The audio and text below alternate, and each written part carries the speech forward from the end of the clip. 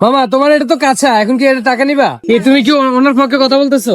আসলে উনি যেহেতু কষ্ট করে ইনকাম করতেছে, এখন উনি তো আর বেলের ভিতর ঢুকে দেখে না এটা আসলে কাঁচা নাকি পাকা। মামা তোমার এটা তো কাঁচা, এখন কি এটা টাকা নিবা? 3 লেভেল নষ্ট করছি, তাতে এখন এটা দেওয়া লাগে তো। বলছিলেন যে আসলে এটা ফাঁকা হবে, ওই ফাঁকার পরিবর্তে আসলে কাঁচা হয়েছে, তখন এটা কি ড্রাইভার কে নিবে? দায়িত্ব হিসেবে আমারই। আপনার।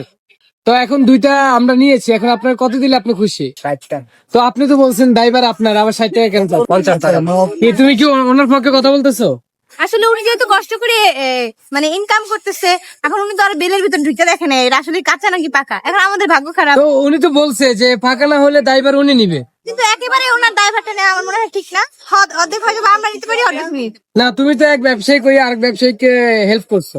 হেল্প না, যেহেতু উনি কষ্ট করে ইনকাম করে, সারাদিন দাঁড়ায় থাকে এখানে পরিশ্রম করে, আর এটা কিন্তু ভাঙতে ওনার অনেক কষ্ট হয়েছে আমি দেখি। আচ্ছা, আমরা মামা থেকে জানবো, মামা তোমার এই যে দুইটা কত টাকা দিতে হবে সত্যি করে দেবেন? 50 টাকা দেবো। 50? 10 টাকা কমেছে মাত্র।